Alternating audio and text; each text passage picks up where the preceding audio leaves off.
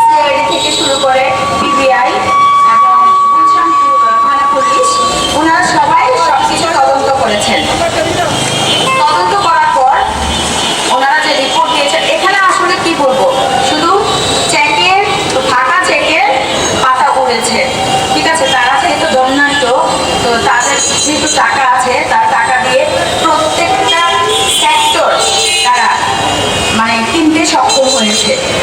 তো এখন আমি আজকে যে মানববন্ধনে দাঁড়িয়েছি সবাইকে নিয়ে, আমার আত্মীয় স্বজন আছে, সাধারণ জনগণ আছে, ছোট ভাই বোনেরা আছে, আপনারা আছেন, সবার উদ্দেশ্যে আমি একটাই বলতে চাই, আমি আল্লাহর রহমতে ব্যবসাতে মাঝিনি, আমি যেভাবে চলার বাংলাদেশের সংবিধান, বাংলাদেশের বিচার ব্যবস্থা অনুযায়ী যতটুকু যেভাবে যাওয়া যায়, আমি ঠিক আমার বোনের হত্যার বিচারের দাবিতে আমি প্রতিটা বারান্দায় প্রতিটা সিঁড়িতে আমার চিহ্ন আছে।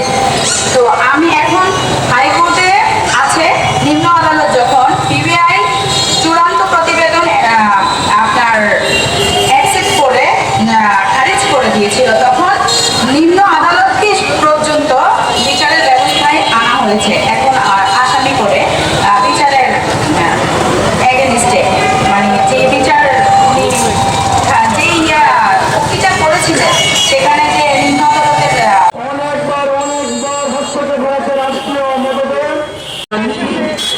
লক্ষ্য করেছেন।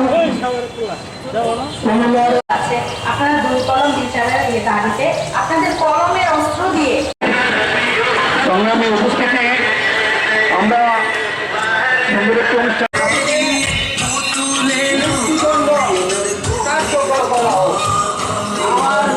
আসছেন বীর মুক্তিযোদ্ধা জয়নাল আবেদিন। বীর মুক্তিযুদ্ধ মানববন্ধন করছি, আমরা রাস্তায় নেমেছি, তার সবাই মিলে আমরা মূল্য ব্যবস্থা করার জন্য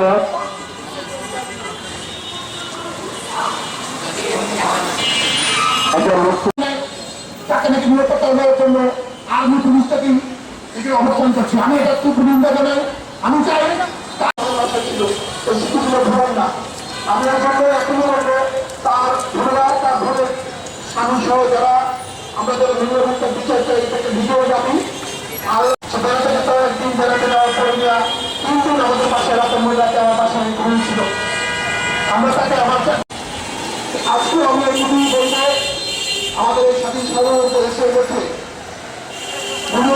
আমরা সাংবাদিক এখন আমার সামনে দাঁড়িয়েছিলাম, তাদের কাছে বলেছিলাম ওই আঙ্গুল খুললা। সেদিনে আমি সারাদিন তাদের বাসায় ছিলাম, ওদের লাশটাকে নিয়ে, আমি আমার কাঁথার মধ্যে লাশটাকে নিয়ে